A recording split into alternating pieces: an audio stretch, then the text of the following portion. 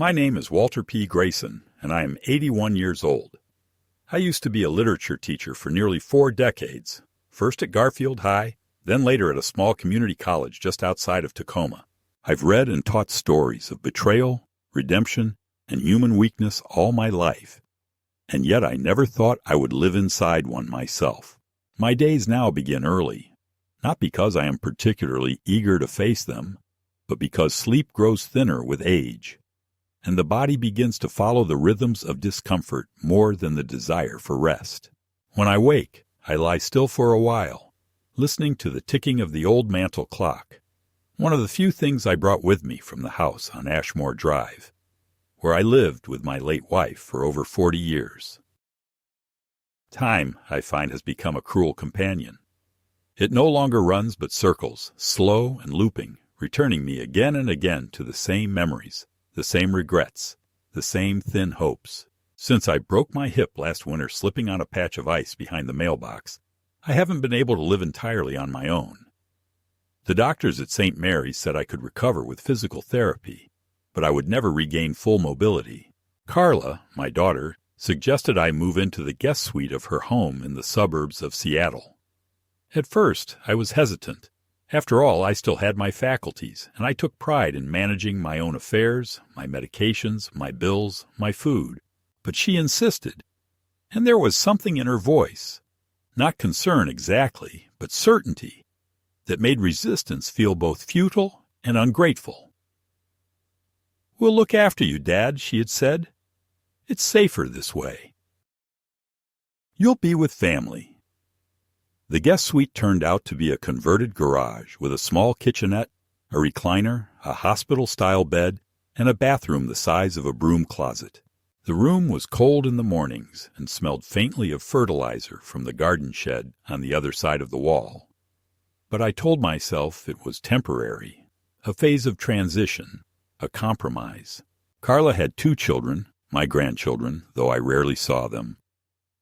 Tyler was in college now, someplace in Oregon, and Lily, the younger one, seemed to live almost entirely in her phone. They didn't come down to the guest suite often. I wasn't invited upstairs much either. Meals, if I didn't cook them myself, were brought down to me in Tupperware. Carla would knock, come in, and set a tray down with a smile that didn't reach her eyes. "Thought you might like some pasta," she would say. "We had extra." Sometimes I'd ask how her day went, but the answers were short, and she always seemed in a rush to leave. Her husband, Joel, was even less visible. I heard him more than I saw him. His heavy steps on the hardwood floor above, the opening and shutting of drawers, his voice murmuring through the vents late at night, curt and clipped as if always trying to solve a problem. At first I tried to be helpful, folding laundry, offering to pay for groceries, even suggesting I help Tyler with his essay writing. But none of it seemed to be needed or welcome. Carla would thank me politely, but then redo the laundry, buy her own groceries, and remind me that Tyler had his own process when it came to schoolwork. I started to feel like a guest in a home where no one had invited me, tolerated only because I came with a history and an old surname. It was a strange reversal. I remembered when Carla was young, how she used to wait for me by the front door, gripping a storybook in her small hands, eager for me to read to her before bed. She was sharp, articulate, prone to melancholy, but rich in imagination. Lavina, my wife, said Carla got that from me. The restlessness, the introspection. I had always loved that about her. I loved her even when she grew sarcastic in high school, even when she stopped inviting us to her performances and started going out with boys she wouldn't tell us about. I loved her when she came home from college with a ring on her finger and Joel on her arm, even though I saw in him a slickness I didn't like. I kept my doubts to myself, believing, as Lavina often said, that children must make their own choices, even wrong ones. Lavina's passing 5 years ago from pancreatic cancer left a silence in me that never really lifted. We were married for 42 years, and while we had our share of arguments and disappointments, there was an intimacy between us that went beyond comfort. It was understanding, even in silence. She knew my thoughts before I voiced them. She knew when to challenge me and when to sit beside me in quiet solidarity. When she was gone, Carla came over a lot, at first. She helped with the funeral arrangements, sat beside me in the living room, drank coffee from Lavina's old chipped mug, and cried only once. After that, her visits thinned out. She had work, children, obligations. My house became a mausoleum of a past life, filled with books I no longer opened and photos I couldn't bear to take off the wall. That's when she suggested the move. "You can't stay here forever, Dad. You need people around. What if you fall again?" She made it sound like compassion, but I saw it as strategy. Now, in the converted garage she calls a suite, I spend most days reading the same dog-eared paperbacks, watering a pot of geraniums she lets me keep on the windowsill, and watching the sky shift through the blinds. No one bothers me much, but no one sees me either. I'm not sure which is worse. My world has become reduced to a 12 by 14 space, a plastic pill organizer, a calendar filled with physical therapy appointments, and little else. The neighbors don't know I live here. The mail comes to her address, but she brings it down filtered. Only what she thinks I need to see. I'm not ungrateful. I want that to be clear. I know many old men live in worse conditions, in care homes where the staff forget their names, where loneliness is enforced by routine and sterilized decor. I have a roof. I have food. I am not sick, at least not in any way I can't still name. But I do wonder, sometimes aloud, what Carla really feels when she looks at me. Is it obligation, pity, resentment, love? The last time I asked her if she wanted to sit with me and watch an old film, Lavina's favorite, To Kill a Mockingbird, she smiled, said she was too busy, and asked if I'd remembered to take my blood pressure pills. I write this now because I feel a storm is coming, not from the sky, but from the way she looks at me lately, the way Joel doesn't meet my eyes, the way small decisions are made without my consent. They say aging is a return to infancy, but that's a lie. A child is loved for its promise. An old man is tolerated for his inconvenience. I still know who I am. I still remember my wedding day, my students' names, the scent of Lavina's lavender lotion, the way Carla's hand felt in mine when she was 5. I still remember myself, but I'm not sure how much longer I'll be allowed to. It happened on a Thursday, which used to be laundry day back when I lived in my own house. The kind of small ritual Lavina and I both respected, not because we loved chores, but because those small repetitions gave rhythm to a quiet life. That morning I woke up with a dull ache in my lower back and a heaviness in my legs that warned me today would not be easy. The air outside had shifted overnight. There was moisture in it, that pre-storm stillness that always made my joints tighten and pulse like a metronome gone mad. I shuffled slowly across the room, reached for the walker, and made my way to the kitchenette to warm some water for tea. The microwave had been making strange noises for weeks, a faint rattle when it spun, but I didn't mention it to Carla. She didn't like being asked to fix things. She preferred when I didn't need anything at all. The tea was bitter. I had run out of honey, and when I checked the small cabinet where I kept my supplies, I saw that someone had reorganized it. Everything was stacked too high, out of my reach. My arms don't rise like they used to, not since the fall. I made a mental note to ask Carla about it later. At around 10, the pressure in my bladder started to build. Too early for my usual routine, but I had misjudged the amount of liquid I drank the night before. I made my way to the guest bathroom, which is nothing more than a toilet behind a flimsy sliding door and a sink the size of a cereal bowl. There's no tub or shower in the suite. Never was. I usually bathed upstairs every few days when Carla allowed it under supervision. I hated the term supervision, but I tolerated it. At least it meant warm water, steam, the illusion of privacy. That morning, however, I felt the need to do more than simply relieve myself. I hadn't been able to bathe properly in almost a week. I felt it in my skin, the dryness, the itching, the dull film of oil that clings when you're too long without hot water. I needed a bath. It was more than hygiene. It was about dignity, about not feeling like some dusty relic parked in a corner. So I climbed the stairs slowly, one hand on the railing, the other gripping the walker that thudded with each step. The pain in my hip was sharp but bearable. I had done harder things in my life. By the time I reached the top, I was breathing heavily, but I made it. I knocked gently on the kitchen door, then stepped in. Carla was sitting at the table, scrolling through her phone, a bowl of granola untouched in front of her. Joel wasn't around, probably at work, though what exactly he did I still couldn't explain. Something with finance, he once said, the kind of job that lets you work from home but still remain unavailable to everyone in the house. Carla looked up at me with surprise, then narrowed her eyes. "Dad, what are you doing up here?" she asked, not unkindly, but with that edge in her voice I'd come to associate with rules being broken. "I need to use the upstairs bathroom," I said. "The one with the tub. I want to bathe today. I feel dirty." She frowned. "You should have told me. You're not supposed to come up the stairs without someone there. What if you'd fallen?" "I didn't fall," I said quietly.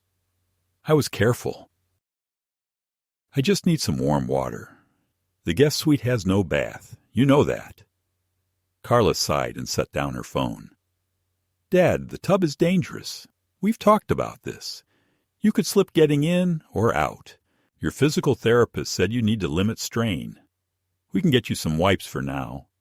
Or maybe I can schedule someone to come help you wash downstairs." I stood still, feeling heat rise to my face. "I don't want wipes," I said, louder than I intended. "I want to bathe. Just once. I can sit on the edge. I can take my time." "It's not safe," she said sharply, rising from her chair. "We can't risk another injury. I can't lift you if you fall, and Joel can't either. This isn't a hospital." "It's a home," I said. "Or at least it used to be." She looked away for a moment, pressing her lips together, then turned back with a brittle smile. "I'm sorry, but I have a Zoom call in 10 minutes, and I really don't have time for this right now. Please go back downstairs, Dad. We'll talk about this later." "No," I said. "We talk now." She raised her voice slightly, more exasperated than angry. "You can't just come up here whenever you want. This is our space. The guest suite has everything you need. There's a toilet. There's water. If you need help, ask. But don't make decisions like this. That's how people get hurt." For a moment, I stood frozen, caught between shame and disbelief. "So I'm not allowed to use the bathroom now?" "You have a bathroom," she said. "It's downstairs. There's no bath. You know that. And sometimes a man needs more than a toilet." "Then you should have thought of that before coming up here on your own," she snapped. Then, as if catching herself, softened again. "Dad, please, go lie down. You're clearly upset. We'll figure something out tomorrow. I want to clean myself today." "Well, that's not happening. I'm sorry." She moved toward me, lightly took my arm as if to guide me back toward the stairs. Her hand was firm, not violent, but insistent, like a nurse steering a patient who's wandered too far. I pulled away and stood my ground. She stepped back and crossed her arms. "Fine. If you insist on acting like a child, maybe we'll need to treat you like one." The words struck harder than they should have. I opened my mouth to respond, but nothing came. She turned away and went back to her laptop, signaling the conversation was over. I stood there for another moment, the smell of coffee and lemon-scented countertop cleaner wafting in the air. I looked at the hallway. Past it, the door to the upstairs bathroom stood closed, just 15 steps from where I stood. 15 steps, and a wall of permission I was no longer granted. I descended the stairs slowly, this time with less focus, each step a small retreat from my dignity. In the kitchenette, I sat on the edge of the bed, my hands resting on my thighs. The shame was new, not just the denial of something basic, but the implication behind it, that I could no longer be trusted even with water, even with my own skin. I thought of Lavina. She would have drawn the bath for me, set out fresh towels, reminded me gently to take my time and lean on the side rails. She never treated me like a burden. Not once. And here I was, less a man than a medical liability. Later that evening, I heard Joel and Carla talking upstairs. Their voices were muffled, but I recognized my name. I couldn't make out the words, but I caught phrases like too stubborn, not sustainable, and need to plan long term. I sat in the recliner and stared at the ceiling. The plaster stained faintly from an old water leak. Somewhere between the cracks, the future was being discussed. My future. But I wasn't invited into the conversation. That night I dreamed of water. Cold, dark water filling a bathtub. I climbed in and sank, not from weight, but from resignation. When I woke the next morning, the plastic bag with my hygiene supplies was missing from the bathroom drawer. In its place was a pack of adult wipes and a note. Let's try this for now. Carla. That was the moment. Not the bath itself, not the refusal, but the quiet substitution, the silent decision made for me, without me. That was when I realized something had changed, not just in Carla, but in the structure of how my life was now being shaped. I wasn't slipping. I was being slowly erased, stroke by stroke, until all that remained was a compliant shadow, softened and manageable, pre-approved and silent. But I wasn't ready to disappear. Not yet. The days following the bathroom incident unfolded with a quiet hostility that was more unnerving than any shouting match could ever be. Carla did not mention the episode again, nor did she offer an apology or an explanation. Instead, she simply adjusted the daily routines around it, as if what had happened was a natural progression, a silent but deliberate shift in how things now operated. The first sign came in the form of a calendar taped to the kitchenette cabinet above the microwave, a color-coded grid filled out with appointments, delivery times, and care notes. To keep everything organized, the note said in her handwriting, but I noticed that it was filled out entirely without my input. Each square marked when I should take my pills, when I should nap, when I could expect meals to arrive, and when I was scheduled for outside time. A phrase that made me feel like a pet needing controlled exposure to the world beyond my small quarters. At first, I tried to ignore it. I followed my own routine as best I could. Reading in the morning, walking the perimeter of the small backyard in the afternoon, listening to the radio in the evening. But soon, Carla started referring to the calendar with authority, asking me pointedly why I hadn't rested at 2:30, or why I hadn't eaten the soup left for me at noon. She began using phrases like, "You're going to mess up your rhythm," and "It's important we stick to the structure," as if she were quoting some manual for elder care. One afternoon, when I mentioned that I might walk a bit further down the block, maybe to the corner store for a newspaper, she shook her head and said, "Not without supervision, Dad." "It's not safe.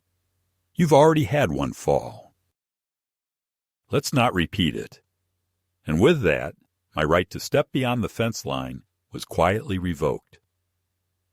Joel, for his part, had become even more withdrawn. When I did see him, it was in passing. On his way to the garage, his gym bag slung over one shoulder, earbuds already in place. He never addressed me directly unless Carla was around. One morning, I heard him mutter, "What's the point of this setup if he won't even follow the plan?" And Carla shushed him quickly. That word, setup, echoed in my head. What exactly had they set up?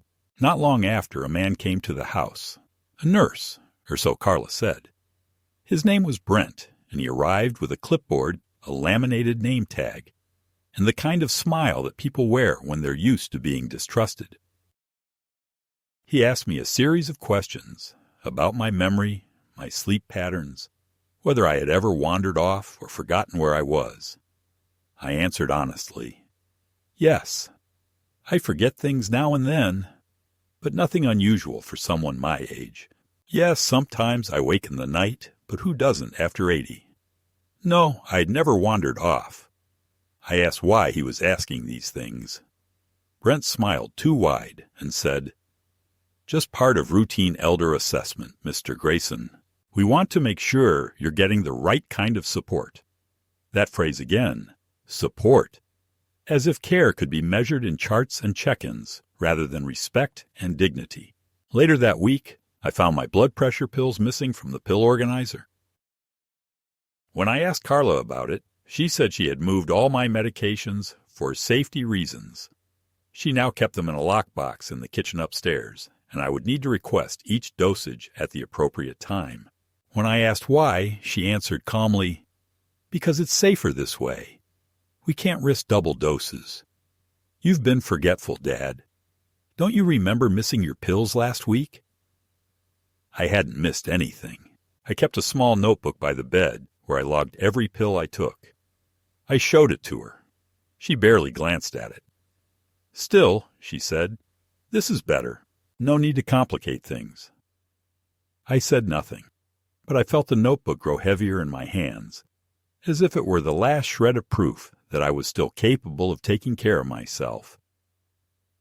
That weekend, they held a barbecue. Some neighbors came, friends of Carla and Joel. I was not invited. I watched from my window as people laughed, drank wine, and passed skewers over the grill. I caught sight of Lily for a moment, my granddaughter, leaning against the patio railing, scrolling through her phone. I wanted to call out, wave, ask her to come down and say hello, but before I could even rise from my chair, Carla came down with a paper plate of food and set it on the kitchenette counter. Thought you might like some ribs, she said, smiling. There's peach cobbler, too. She closed the door behind her without waiting for me to respond. I sat alone, chewing meat that had gone cold, listening to their laughter drift down through the vents. The next morning, Joel appeared at my door holding a thick folder. Need your signature on a couple of things, he said. His voice was neutral, businesslike. We're updating some of the property paperwork, making sure everything is streamlined. Just a formality. He handed me a pen and pointed to the line marked X. Right there, he said. You don't need to read all that. It's standard stuff. We're just aligning legal responsibilities in case of emergency. I looked at the pages. They were full of legal language, small print, bolded sections. I had left my glasses upstairs, and Joel made no move to retrieve them. Come on, he urged gently. This'll make everything easier for everyone. I hesitated, pen in hand. Something in my chest tightened. But I signed. 3 times. And Joel smiled, collected the papers, and said, Thanks, Walt. You're doing the right thing. That night, I sat awake in the recliner, staring at the ceiling fan. My chest ached, not from illness, but from the creeping realization that I had just signed something I didn't understand, something that Joel was too eager to collect. I thought of the house I used to live in, my house, now rented out by a property manager, bringing in steady income, enough to live on. Carla had access to those accounts, but I had always believed I was still the legal owner. I began to wonder if that was still true. I remembered the pen in my hand, Joel's reassuring voice, the missing glasses, the 3 signatures. I felt sick. The final straw came 3 days later. I had been having trouble sleeping. My legs cramped often at night, and the pain was unbearable unless I walked it off. I shuffled upstairs quietly, intending to ask for a heating pad. It was after midnight. I didn't want to wake anyone, but I needed relief. As I passed the kitchen, I heard voices. Carla and Joel were talking, low and urgent. He's getting harder to manage, Joel said. This is exactly why we needed the paperwork. If he pushes back again, we file. Let the court decide. We need more documentation, Carla said. He's still lucid enough to fight. But if we keep tracking things, missed meds, mood swings, he'll look unstable. We just have to be patient. Should have just put him in a home, Joel muttered. Would have been easier. Not until the accounts transfer, she replied. I backed away from the door, my breath caught in my throat. I returned to my suite as quietly as I could and sat in the dark for the rest of the night. They weren't just managing me. They were documenting me, positioning me, preparing for something. I felt like an exhibit in a courtroom, a case study in decline. But I was not gone yet. I still had my mind, and it was time to start using it. It was a Sunday evening when everything finally came into focus. Slowly at first, like watching shapes emerge through fog. Then all at once, with the clarity of betrayal too bold to ignore. I had been feeling off all day, not physically, but emotionally, a heaviness in my chest that wasn't quite sadness or fear, but something harder to name, an instinct, maybe, or the dull weight of dread that comes from knowing something is wrong, even before the facts catch up to it. Carla hadn't spoken to me since Friday, except to deliver my meals in silence and remind me curtly to take my pills on schedule. Joel was gone that weekend, apparently visiting his brother in Tacoma, but I didn't believe that. I suspected he was laying groundwork somewhere, preparing paperwork, or talking to someone who could make things irreversible. The atmosphere in the house had shifted entirely. Even Lily, who rarely looked up from her phone long enough to speak to anyone, had begun avoiding me altogether. I was being airbrushed out of the picture, like an unwanted stain in an otherwise curated family portrait. That evening, I ventured upstairs under the pretense of asking for a new bottle of eye drops. My supply had run dry, and I knew Carla kept the backups locked in a cabinet next to the pantry. I knocked softly on the doorframe before entering, but there was no response.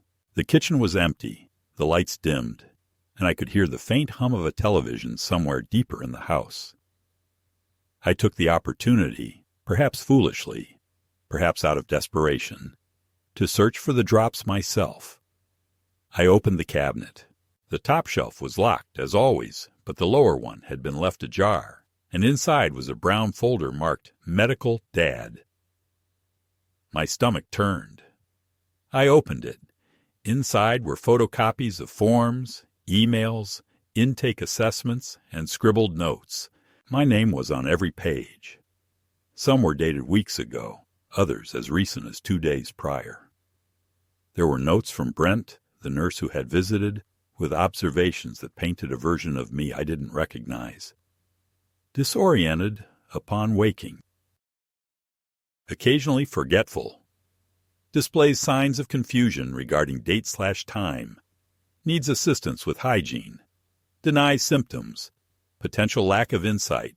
Anosognosia. Another page bore Carla's handwriting.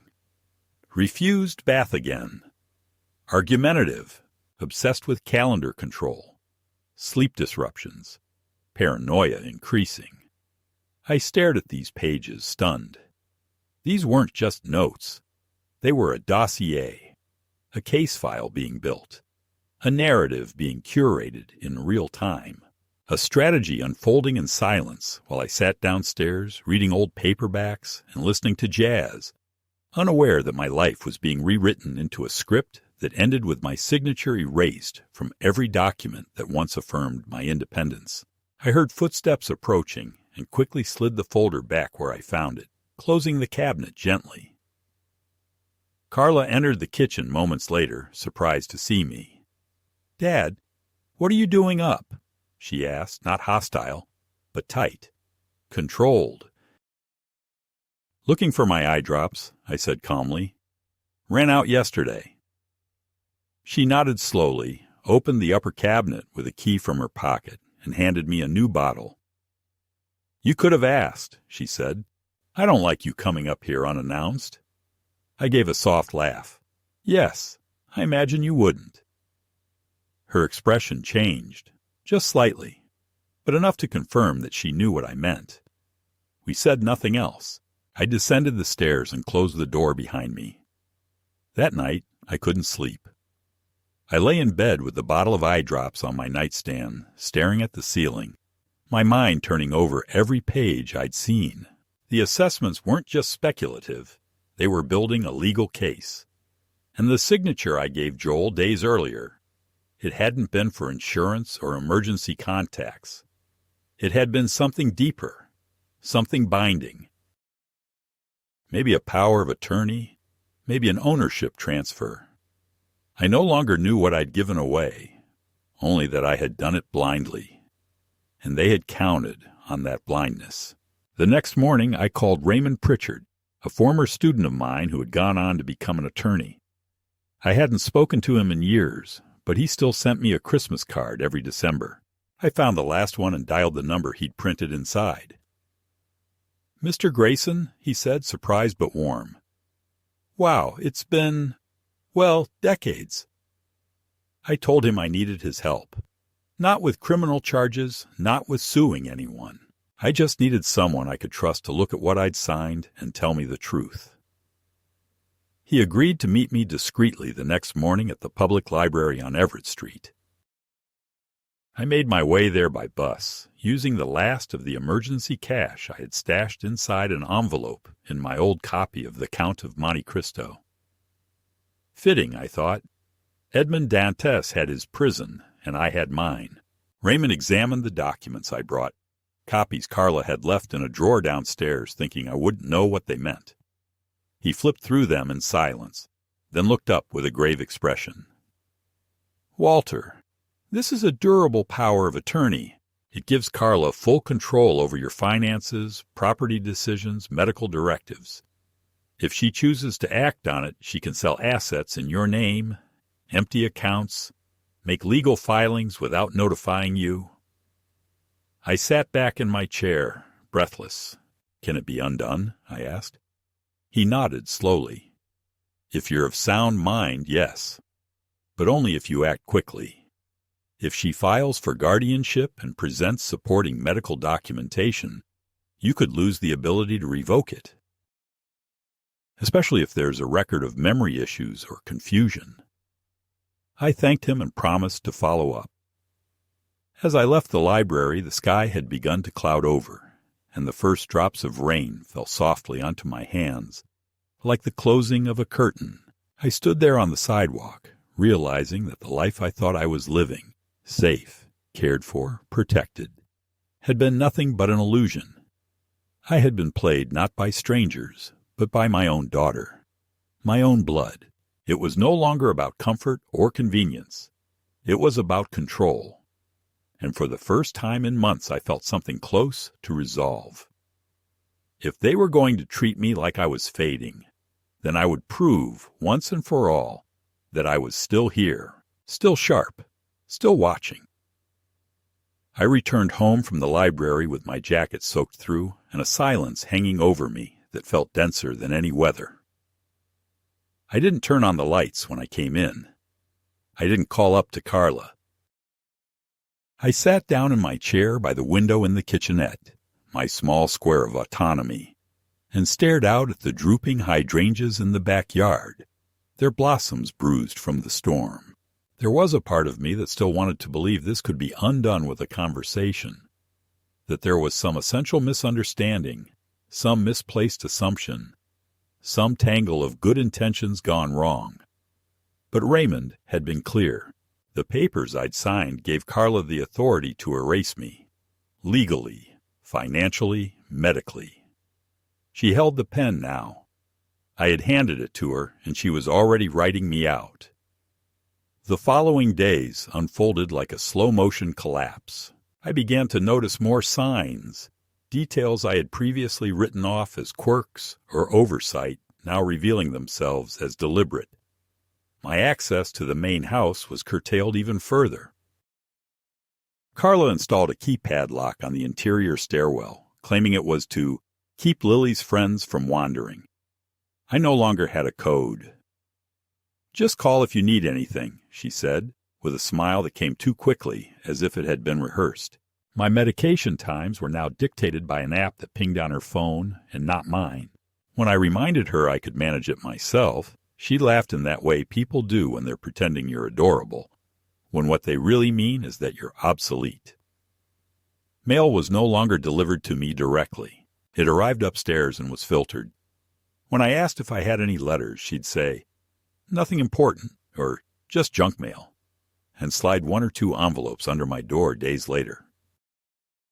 Once I caught a glimpse of a bank statement in her hand, my name on it, unopened, and when I asked to see it, she said, "It's nothing urgent. I'll go over it with you later." But later never came. I had no idea what was in my accounts anymore. I had no access to online banking. My phone, a flip model I had used for years, had been upgraded without my asking, replaced with a touchscreen monstrosity full of apps I didn't understand. It had fingerprint locks I couldn't disable, and all my contacts were gone. "Everything's backed up," Carla had said cheerfully. "Just let me know if you need help." The message was clear. Nothing belonged to me anymore, not even my tools for communication.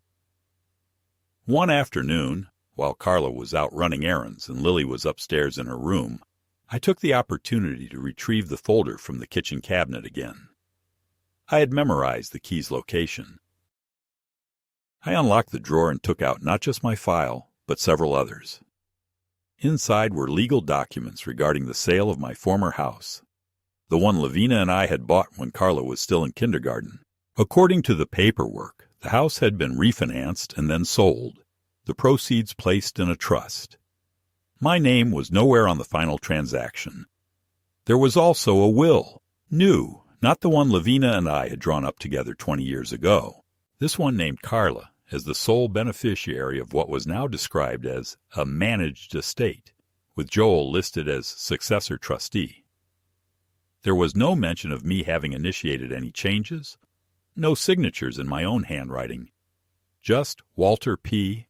Grayson as represented by Carla R. Halston, DPOA. I read those words over and over. As represented, as if I were already gone. I took photos of everything with the new phone, praying the camera worked, and emailed them to Raymond with a subject line that simply read, "Help." He replied within an hour. His message was concise. "This is worse than we thought. We need to act now. We arranged for an emergency appointment with a geriatric psychiatrist, someone Raymond trusted. If I could be evaluated and found to be mentally competent, we could challenge the power of attorney and possibly reverse some of the decisions Carla had made on my behalf. The test would need to be thorough and official. Carla, of course, would never approve it. So we made a plan. 2 mornings later, I told Carla I wanted to go for a short walk.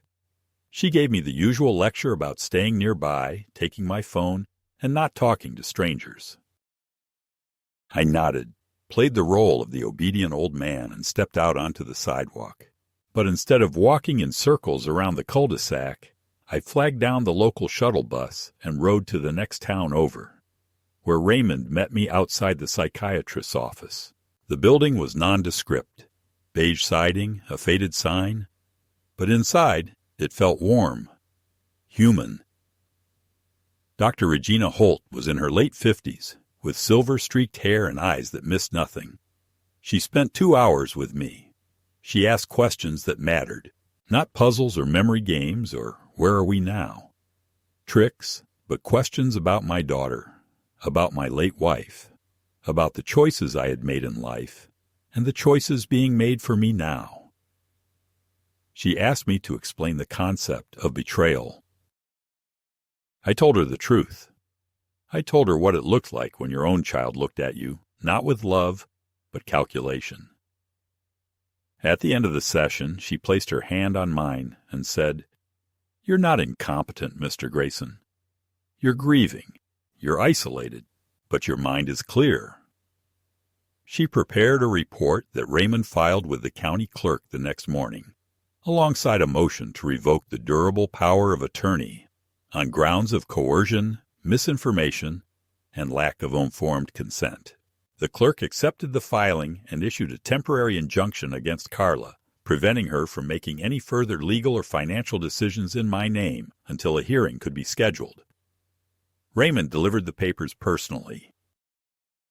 He said Carla looked stunned, as if someone had pulled the rug out from under her mid-sentence. That evening, Carla came downstairs. She didn't knock. She didn't bring dinner. She stood in the doorway with her arms crossed, her face a mask of professional calm, the kind that made her seem more like a banker than a daughter. "So," she said, "you've decided to make this difficult." I didn't respond. "You know," she continued, "this could have been easy. You didn't have to drag lawyers into this. You didn't have to embarrass the family." I looked at her carefully. "You took my name off the house. You tried to sell my past. You drafted a will I didn't agree to. That's not easy, Carla. That's erasure." She smiled, tight and bitter. "You're old, Dad. You forget things. You confuse dates.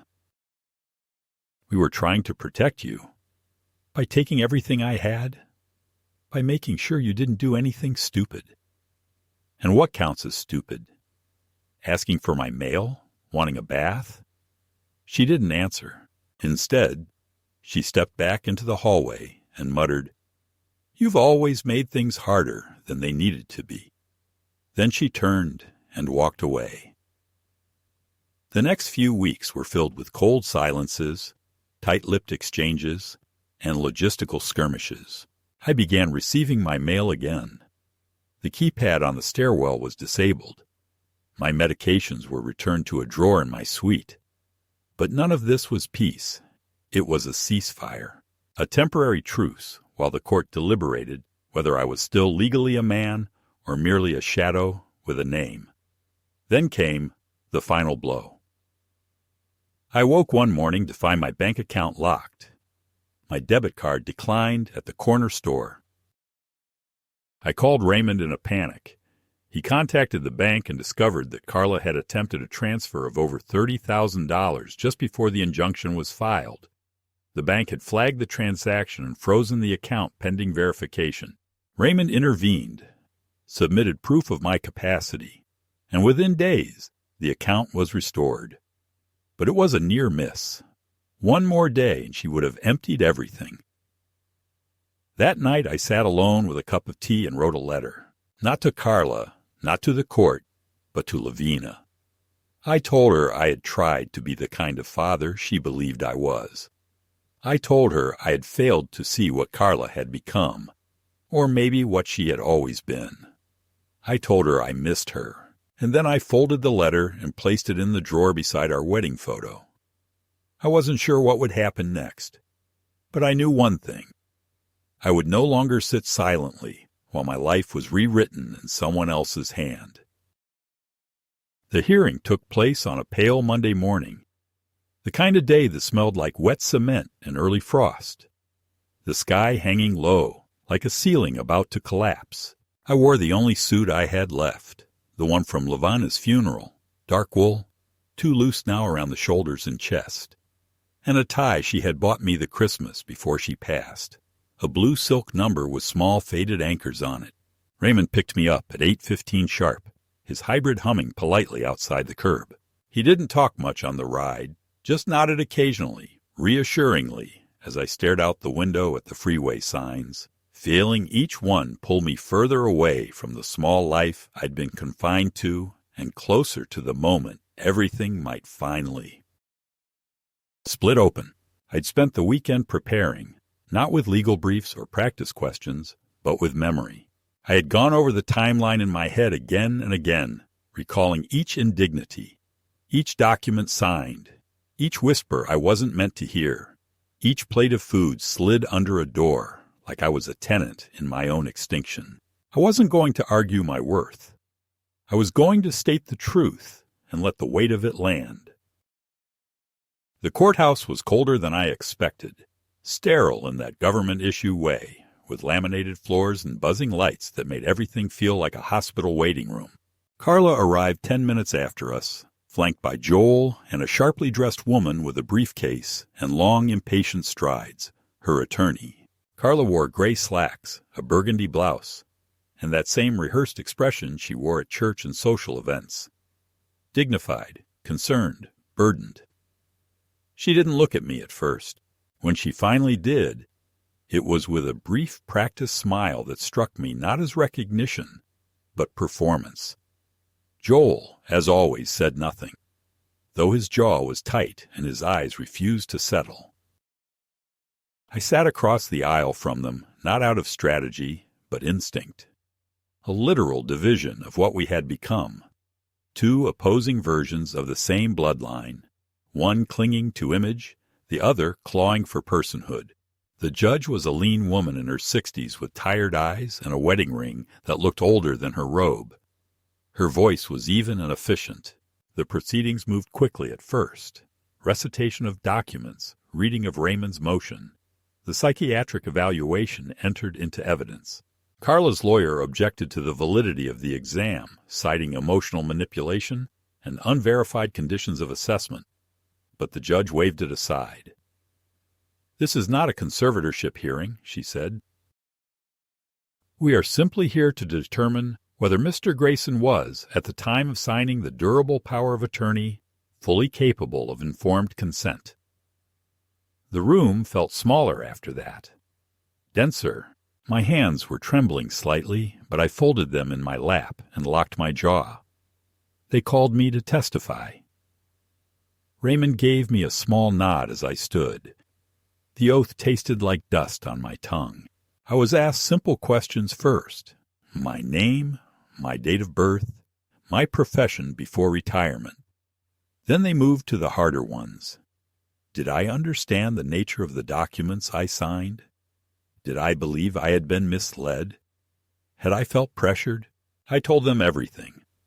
Not with drama or embellishment, but with the slow, steady rhythm of someone recounting a long walk through fog and finally remembering the way home.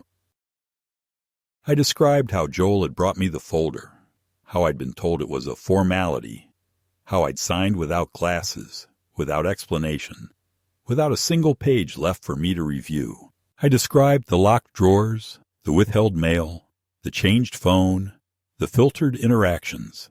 I described the words I overheard that night in the hallway, the ones that still kept me up like a prayer turned poison. He's still lucid enough to fight. We just have to be patient. I saw the judge's face change at that line. Only slightly, a twitch of the brow, a slow exhale, but it was enough.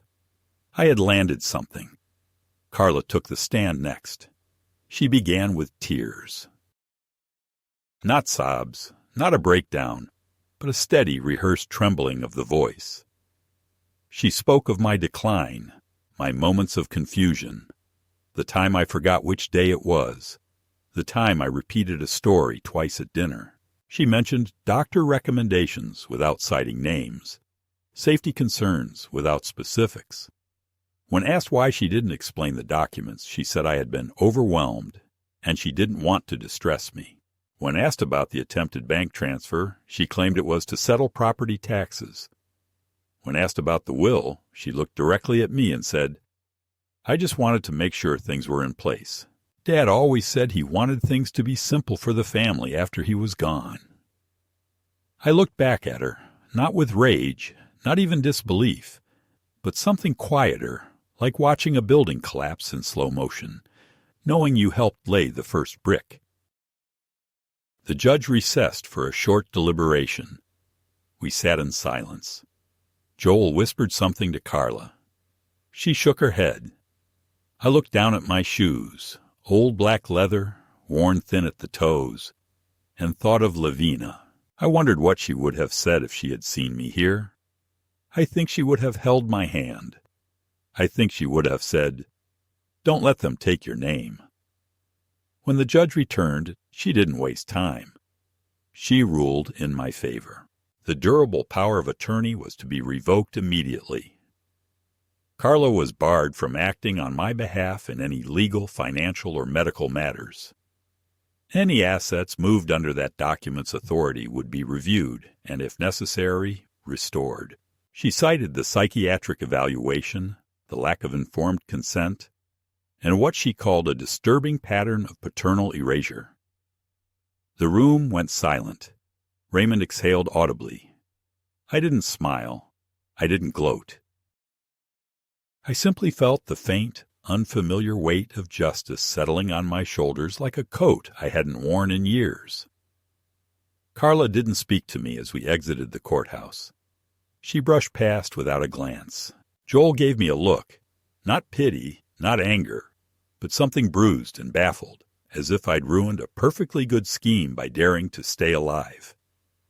I stood on the courthouse steps for a long moment, breathing in the cold air, watching clouds thin into sun. Raymond touched my elbow gently.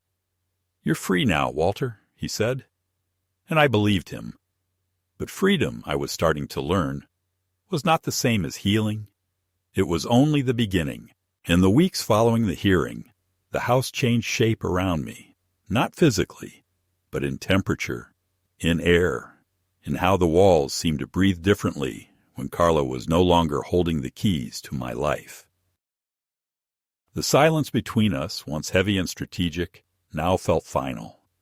There were no more soft knockings at the door, no more trays of food left on the counter like offerings.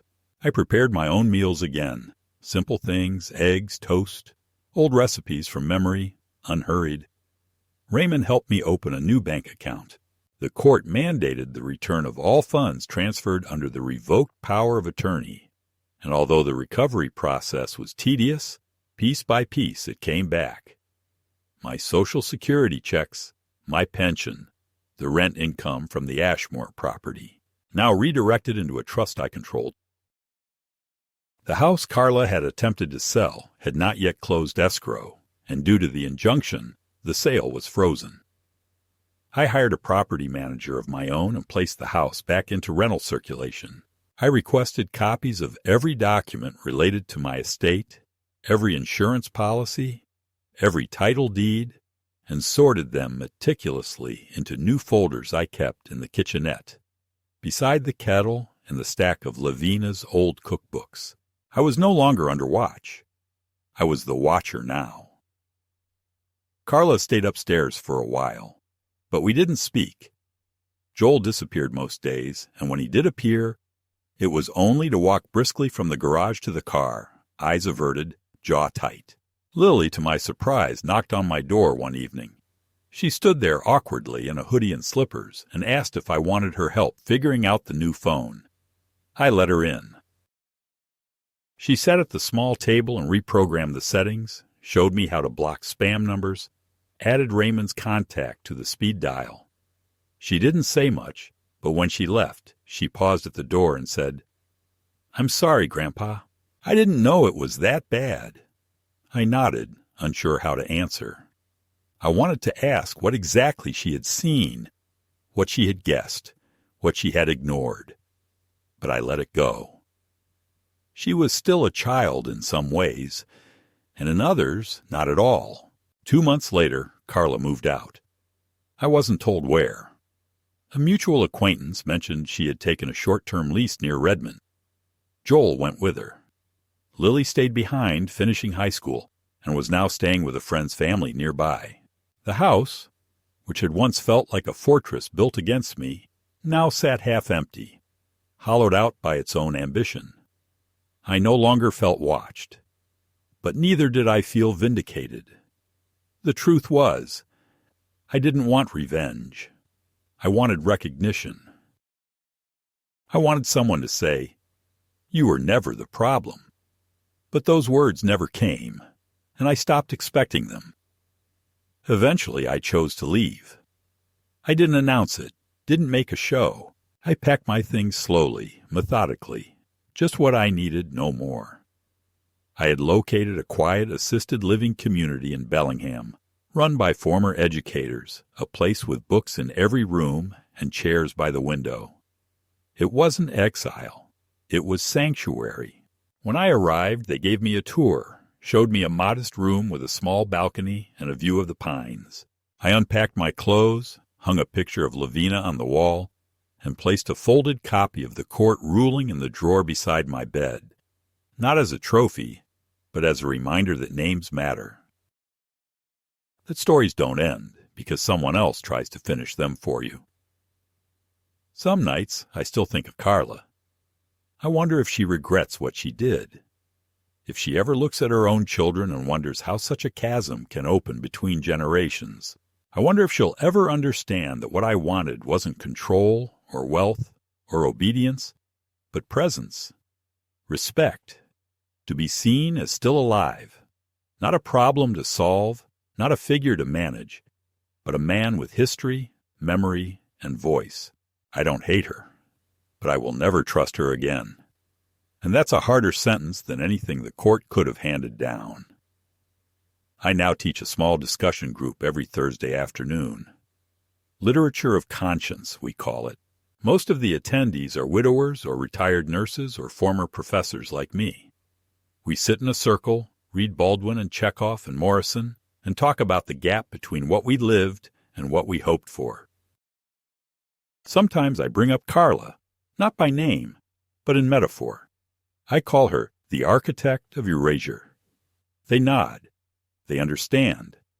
We all have one. Someone who thought they could manage our exit. But we're still here, still turning pages, still telling it our way.